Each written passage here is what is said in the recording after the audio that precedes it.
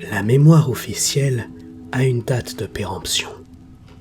Au bout de quelques années, les dossiers jaunissent, les noms se mélangent, les photos se décolorent. On numérise, on compresse, on archive. On range des vies entières dans un coin de serveur en espérant qu'elles cesseront de peser. Mais certains dossiers ne veulent pas mourir. Ils restent accrochés au mur, aux néons qui grésillent, aux escaliers qui sentent l'humidité et le tabac froid. Ils s'invitent dans les insomnies de ceux qui ont, un jour, juré de trouver la vérité. Ce soir, 2 enquêteurs descendent dans les archives pour rouvrir une affaire vieille de 20 ans. La disparition d'une fillette dans la cage d'escalier de son immeuble. Une enquête sans coupable, sans corps, sans explication. Ils croient revenir sur un échec professionnel. Ils vont découvrir que, pendant 20 ans, ce qu'ils cherchaient les a regardés en silence. Fermez les yeux, ouvrez grand les oreilles. Vous entrez dans le noir.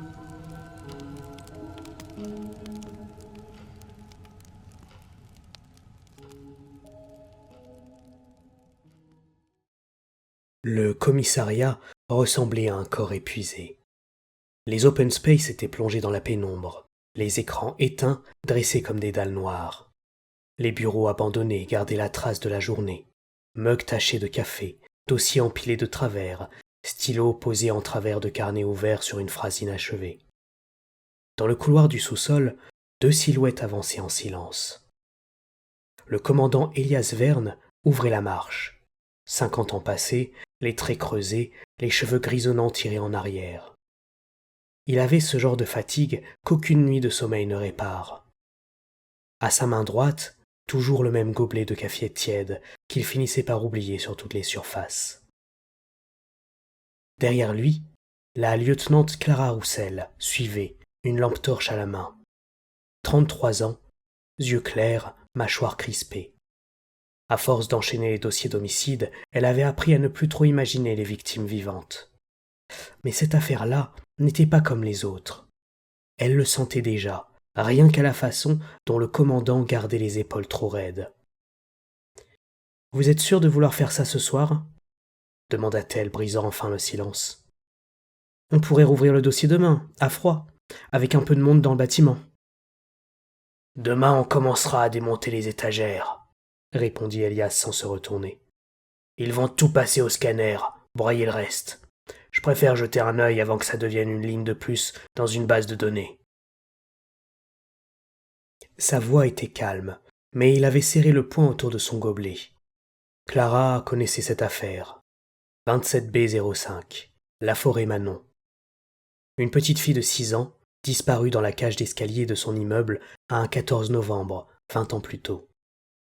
Aucun corps, aucun aveu. Une enquête qui s'était dissoute dans les contradictions, comme si le bâtiment lui-même refusait de livrer ce qu'il savait. Et surtout, une affaire qui portait la signature d'Elias. Sa première grosse enquête médiatisée. Son premier échec. « Et cette demande officielle de réexamen, ça vient d'où exactement ?» insista-t-elle. « Parce que le mail du parquet, c'était très vague. » Elias s'arrêta devant la double porte vitrée des archives. Reflet de 2 silhouettes fatiguées dans le verre. Il posa la main sur la poignée. Même maintenant, il n'avait pas envie de lui répondre. Parce que la vérité, c'était que cette relance ne venait pas d'un magistrat. Elle venait d'un appel anonyme reçu 3 nuits plus tôt. Une voix d'homme, rauque, traversée de parasites, qui avait simplement lâché « Commandant Verne, vous avez oublié quelqu'un dans le dossier La Forêt. Vous l'avez eu sous les yeux pendant 20 ans. Rendez-lui visite avant que tout parte en fumée. » Puis, une tonalité, numéro masqué. Elias avait raccroché avec la sensation d'avoir avalé du verre pilé. « Ça vient d'en haut », avait-il dit à Clara, plus tôt dans la journée. Et d'en haut suffit toujours à justifier une nuit dans les archives. À présent, il poussa la porte. Un courant d'air froid les enveloppa. La salle des archives était longue, basse de plafond, saturée de rayonnage métallique. L'odeur de papier, de poussière et d'humidité se mélangeait à celle plus acide du désinfectant bon marché. Les néons vibraient avec un léger bourdonnement. « Vous n'avez pas chaud ?» demanda Clara en frottant ses avant-bras. « Ici, c'est toujours l'hiver, » répondit Elias. Il connaissait par cœur la topographie des lieux. Au fond, travessé, troisième rayon en partant du bas, les dossiers B des années 2000. Il marcha sans hésiter entre les étagères, lampe torche éteinte, comme si ses pieds se souvenaient à sa place. Clara, elle, alluma la sienne. Le faisceau découpait les tranches cartonnées, les numéros d'affaires, les mentions manuscrites. 27A, 5, 26B, 5, 28B, 5. Un vide au milieu, une place laissée, puis, seule, une chemise cartonnée gris sale, gonflée par les documents. 27B, 5, disparition, La Forêt Manon, 6 ans. Elias tendit la main. Sa paume était moite. Au moment où ses doigts touchèrent la tranche, un néon, au-dessus d'eux, cliqueta. La lumière vacilla, les plongeant une fraction de seconde dans l'obscurité complète. Clara eut un sursaut. Puis la lumière revint, grésillante, agressive. « Sérieusement » grogna-t-elle. « Un jour ces trucs vont s'éteindre pour de bon et on retrouvera le stagiaire en squelette. » « C'est pour ça qu'on a toujours un stagiaire en réserve, » répondit Elias par réflexe. L'humour ne prit pas vraiment. Il sortit la chemise de l'étagère. Une trace plus claire apparut sur le métal, comme la silhouette d'un fantôme resté collé là pendant 20 ans. Clara observa la poussière, les coins de carton abîmés. Elle avait le ventre noué sans raison rationnelle. C'était une affaire comme une autre, se répétait-elle. Une disparition, une gamine, un immeuble. Elle en avait vu d'autres. Mais pas avec ce commandant-là, pas avec ce regard-là. Et ils gagnèrent une petite salle de consultation attenante. 4 murs crème, une table en bois clair, 4 chaises, un calendrier publicitaire de 2005 resté accroché là pour rire, avait dit un collègue. La plaisanterie lui parut soudain sinistre. Elias posa la chemise sur la table. Il ôta l'élastique, déplia le carton. L'air sembla changer de densité dans la pièce.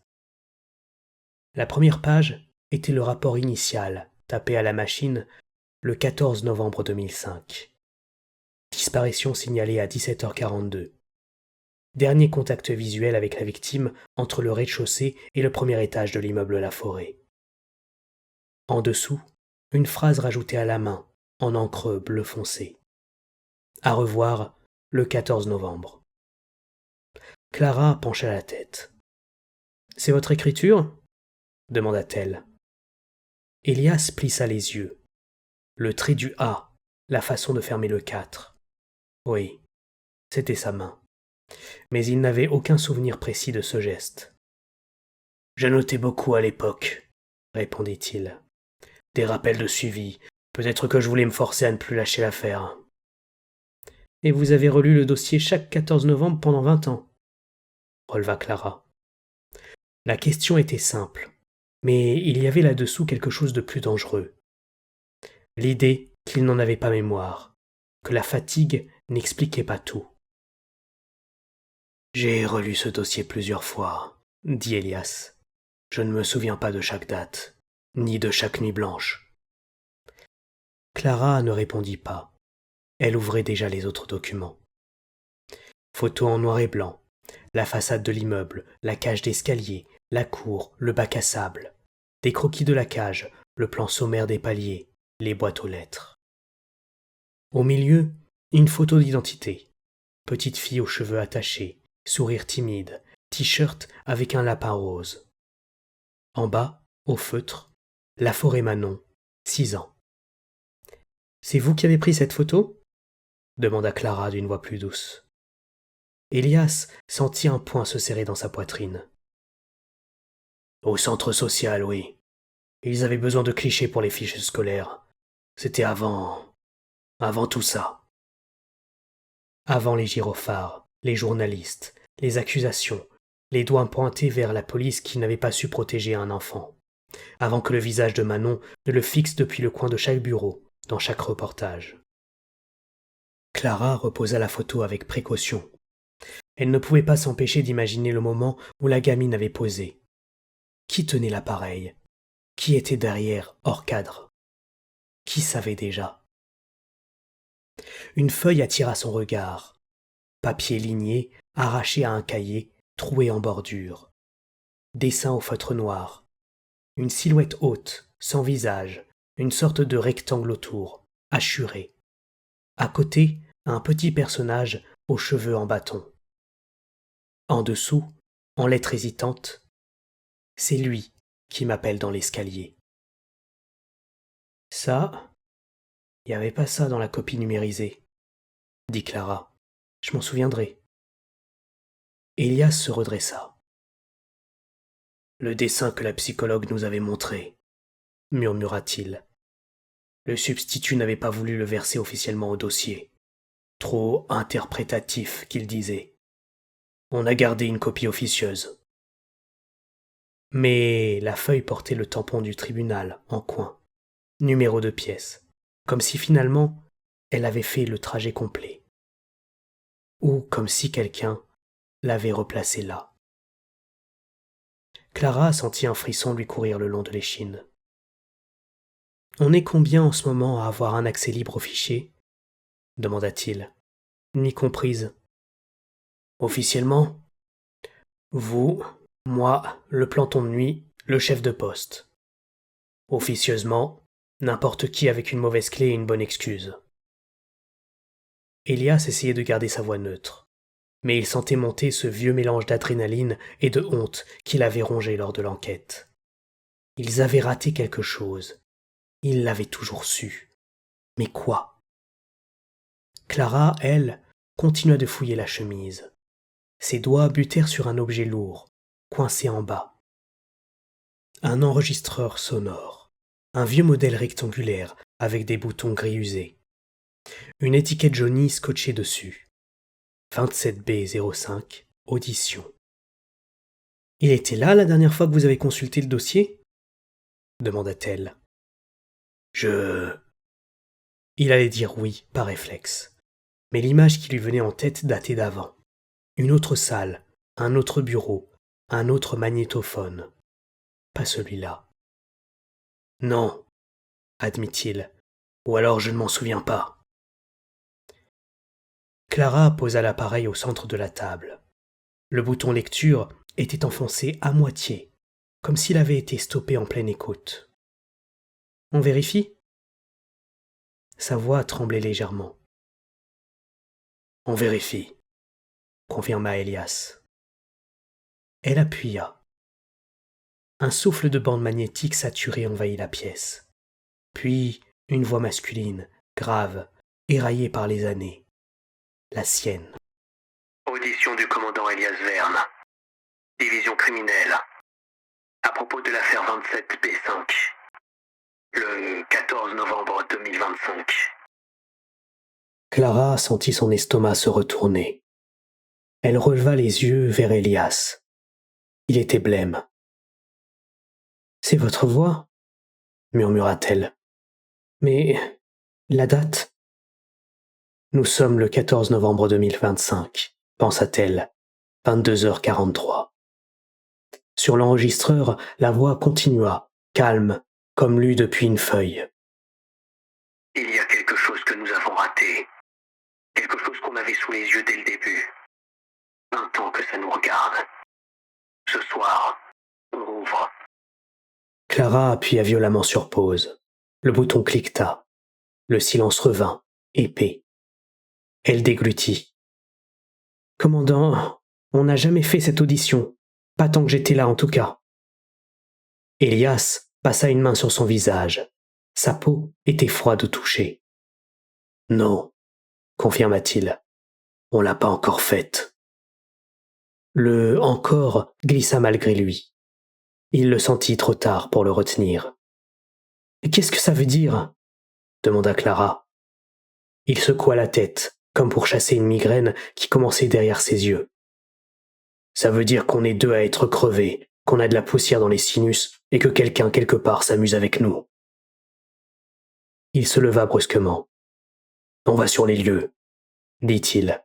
On verra plus clair là-bas. Je veux revoir cet immeuble avant qu'il disparaisse. Ce soir? Maintenant? Clara jeta un regard à l'horloge murale. Les déplacements de nuit, à deux, sur une affaire classée, ce n'était pas exactement le protocole. La démolition est prévue à la fin de la semaine, répondit Elias. Après, ce ne sera plus qu'un trou dans le sol. Il se pencha, remit les documents en ordre, replaça la photo de Manon, le dessin, le rapport. Il glissa l'enregistreur dans la chemise, referma le carton, serra l'élastique. Clara eut une impulsion. « Attendez !» Elle attrapa un stylo, ajouta une note à la première page, juste sous la mention manuscrite « À revoir le 14 novembre ». Elle écrivit, d'une écriture tendue, « Réouvert le 14 novembre 2025, CR ». Elle se força à sourire. Comme ça, si le prochain qui vient fouiller dans ce dossier a des questions, il saura au moins qu'on était là. Elias la regarda quelques secondes. Il avait envie de lui dire que ce prochain pourrait bien être eux-mêmes. Il ne dit rien. Ils quittèrent la salle, laissant derrière eux la lumière blanche, la table, les murs crème, le calendrier 2005. La porte se referma avec un claquement sec. Sur la table vide, l'enregistreur reposa, immobile. La diode rouge du bouton pause se remit à clignoter, toute seule. L'immeuble. La pluie avait repris, une pluie fine, froide, qui vibrait dans la lumière des lampadaires, transformait la chaussée en miroir gris. La voiture banalisée se gara un peu avant le bâtiment La Forêt, par habitude, même si, à cette heure, personne ne les observait depuis les fenêtres. Depuis longtemps, plus personne ne vivait ici. L'immeuble se dressait au bout de la rue, masse noire, fenêtres béantes. Certaines étaient murées, d'autres seulement occultées par des planches branlantes. Des tags avaient recouvert la façade par coups. Les lettres se chevauchaient, formant comme un langage incompréhensible, agressif. Le ruban de chantier, interdit au public, pendait lamentablement, arraché à moitié. « Charmant », commenta Clara en sortant du véhicule. « Je comprends qu'on veuille la raser. » Elias resta une seconde sous la pluie, la tête levée vers le bâtiment. Il avait l'impression que les fenêtres vides le fixaient. Un corps creux, plein de souvenirs pourris. « Il n'est pas plus laid que certains des vivants qu'il a abrités, » répondit-il. L'odeur de moisi les frappa dès l'entrée. Le hall, autrefois carrelé de carreaux blancs et gris, était jonché de crabats, de débris de plâtre, de bouteilles vides. Les boîtes aux lettres, à droite, formaient une mosaïque de rectangles éventrés. Les noms avaient été arrachés, recouverts de marqueurs ou de stickers. Clara balaya le hall au faisceau de sa lampe. « C'est ici que la mère dit l'avoir vue pour la dernière fois ?» demanda-t-elle. « Non. Elle l'a vu monter les premières marches de l'escalier, » répondit Elias. « Elle a été interrompue par un voisin, a discuté quelques secondes et quand elle a levé la tête, plus rien. » Il désigna la cage d'escalier, rampe métallique, marque en béton gris luisant d'humidité. Une ampoule nue pendait au plafond, morte depuis longtemps. « Combien de fois vous êtes venu ici ?» demanda Clara. « Trop. » Il posa la main sur la rampe. Elle était glaciale, collante, comme si le métal conservait la sueur de toutes les mains qu'il avait agrippées. Ils montèrent lentement, étage par étage. Premier palier, 3 portes, toutes murées. Deuxième, l'ancien appartement des La Forêt. La serrure avait été remplacée quand le logement avait été reloué, puis condamné. À présent, la porte était couverte de tags, de griffures. « Vous avez déjà eu des cauchemars avec cet escalier ?» demanda Clara d'un ton qu'elle voulait léger.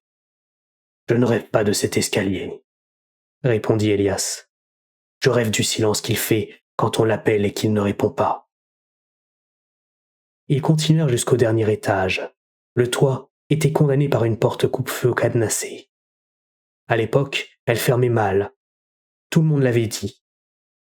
Les gamins allaient y fumer en cachette.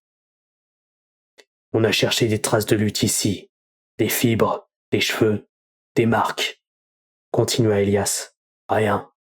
Comme si la gamine s'était dissoute entre deux respirations. Clara se tourna vers lui. Dans la lumière vacillante de sa lampe, il avait l'air plus vieux, d'un coup, comme si ses murs le mangeaient. Et vous étiez où ce jour-là, à l'heure de la disparition demanda-t-elle soudain. La question lui échappa. Elle n'était pas dans l'affiche, pas dans le protocole. Elle était humaine, brutale. Elias s'inspira longuement. Ici, dit-il, dans cet escalier, à courir de palier en palier, et avant ça, dans le bureau, au commissariat, à signer les ordres pour une journée porte ouverte avec les écoles du quartier. Les gamins venaient y visiter les lieux, voir les cellules, les voitures sérigraphiées, en prenaient des photos souvenirs. Il esquissa un sourire sans joie. Manon était venue. Elle avait adoré. Elle m'avait demandé si les policiers disparaissaient eux aussi quand on éteignait la lumière. Clara sentit sa gorge se serrer. Vous l'avez revu ce jour-là insista-t-elle. Je l'ai croisé dans le couloir à la fin de la visite. Elle tenait la main d'un brigadier, je ne sais plus lequel. Je lui ai dit de bien écouter sa mère, de ne pas traîner dans les escaliers. Elle a rigolé. Il se tut. Les marches sous leurs pieds renvoyaient un écho creux à chaque pas. On redescend, dit Clara. Je veux voir les caves. Le sous-sol était accessible par une porte coupe-feu au rez-de-chaussée. Peinture rouge écaillée, poignée tordue, pancarte sortie de secours ne pas obstruer, pendant au travers. Elias l'ouvrit. L'odeur d'humidité monta d'un cran. L'escalier descendait dans un noir presque compact. Clara alluma sa lampe au maximum. En bas, un couloir étroit, voûté, flanqué de portes de cave en bois. Certaines tenaient encore avec des cadenas rouillés. D'autres étaient ouvertes, laissant voir des silhouettes de meubles, de cartons, de détritus. À l'époque, on a tout fouillé, dit Elias. Chaque porte, chaque cloison. On a même fait venir des chiens. Ils ont tourné un peu, aboyé, puis plus rien. Clara balayait le couloir, les murs suintants, les tuyaux rouillés au plafond. L'angoisse montait, irrationnelle. Elle avait l'impression d'être observée par quelque chose de bas, de rampant, collé dans les recoins. « Vous avez remarqué ?» demanda-t-elle. « Quoi ?» Elle désigna le mur au-dessus d'une cave dont la porte pendait. Un rectangle plus clair, encadré de traces de poussière, comme l'empreinte d'un cadre resté là longtemps, retiré récemment. « Il y avait quelque chose accroché là, » dit-elle. Elias plissa les yeux. Une image se superposa, fugace. Une affiche de prévention de la police. Ne laissez pas vos enfants jouer seuls dans les parties communes. Dessin d'un gamin en vélo. Une a fait échouer, murmura-t-il. L'avais vu. L'avais même. La phrase s'étrangla. L'avais moi-même décroché. Pourquoi? Quand? Son cerveau buta sur un trou de mémoire, un trou net, comme un trou de cigarette dans une chemise. À ce moment précis, un son monta, derrière eux, loin, tout près à la fois. Un très léger cliquetis familier, celui d'un bouton qu'on presse sur un vieux magnétophone. Puis, une voix déformée par l'écho, comme filtrée à travers plusieurs murs. Audition du commandant Elias Verne. Clara sentit son cœur s'arrêter un battement. « Dites-moi que vous avez l'enregistreur sur vous, » murmura-t-elle. Elias se tâta les poches. Téléphone, briquet, gants en latex, carnet. Pas d'enregistreur. Il est resté dans la salle de consultation. dit-il. La voix continua, traversant le béton comme une radio mal réglée. À propos de l'affaire 27B05, le 14 novembre 2025. Le bourdonnement dans les oreilles de Clara devint presque douloureux. L'air sembla plus lourd. On remonte, dit Elias, tout de suite. Elle ne se fit pas prier. Ils remontèrent les marches à vive allure. La porte coupe-feu claqua derrière eux dans le hall, avec une violence disproportionnée. Le hall paraissait plus lumineux qu'à leur arrivée. La lampe torche paraissait moins nécessaire. Clara la baissa un peu. « Vous avez laissé la lumière allumée tout à l'heure » demanda-t-elle. « Non. » Ce fut seulement alors qu'ils virent le panneau d'affichage. Sur le mur, à gauche des boîtes aux lettres, un cadre vitré, propre, bien fixé, était apparu là où il n'y avait qu'un morceau de mur sale quelques minutes plus tôt. Clara s'approcha, à pas lents, la bouche soudain sèche. Dans le cadre, une feuille A4 impeccablement blanche. Avis de décès. Commandant Elias Verne, division criminelle, décédé le 14 novembre 2005 dans l'exercice de ses fonctions. En dessous, une photo d'identité, celle d'Elias, plus jeune de quelques années, mais clairement lui. À côté, le logo de la police, la date de la vie, un texte de condoléances standard. Clara se tourna vers lui brutalement. « C'est une plaisanterie !» articula-t-elle. « Dites-moi que c'est une putain de plaisanterie !» Elias fit un pas vers le panneau. Il leva la main. Ses doigts freinèrent à quelques centimètres du verre. Il était convaincu de pouvoir sentir le froid de la vitre. Pourtant, quand il effleura la surface, il n'y eut aucun contact. Sa main continua sa course, comme à travers une image projetée. Il n'y eut ni résistance, ni son. Clara écarquilla les yeux. « Commandant, votre main ?» Elle avança à son tour, posa la paume sur le coin du panneau. Elle sentit le verre, la petite vibration du papier derrière. Tout était solide pour elle. Elle essaya d'attraper le poignet d'Elias. Ses doigts le traversèrent comme dans de l'eau glacée. Un vertige violent lui coupa le souffle. « Non !» murmura-t-elle. « Non, non, non, non !» Elias se pencha vers la feuille. Ses propres traits, figés sur la photo, lui renvoyèrent un regard qu'il ne connaissait pas. Sous le texte, une date. Avis affiché le 20 novembre 2005. 20 ans plus tôt. Il eut la sensation que le hall s'éloignait, comme si les murs reculaient. Dans un coin du cadre, en bas, une autre mention, écrite à la main, en encre bleue, presque effacée. À revoir le 14 novembre. La même écriture que sur la première page du dossier. La sienne. Un bruit de porte s'ouvrit derrière eux.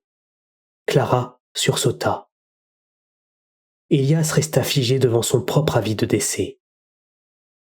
Une voix résonna dans le hall, lointaine, comme étouffée par du coton. « On va finir par l'oublier, cette histoire, hein, commandant ?»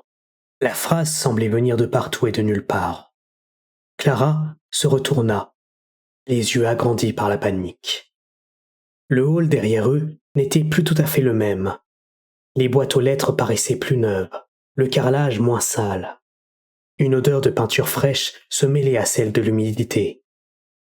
Elias, lui, n'arrivait pas à détacher ses yeux de la date, de son nom, de cette phrase minuscule griffonnée au coin d'un avis de décès affiché depuis 20 ans.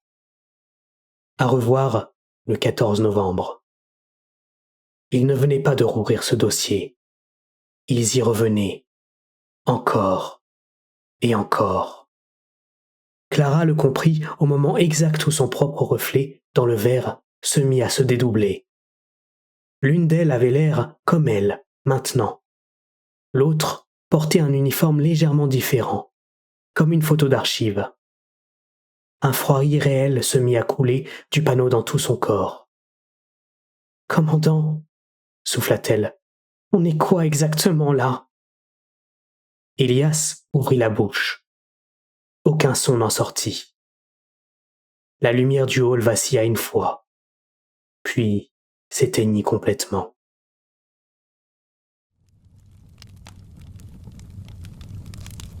On croit toujours savoir où l'on se trouve.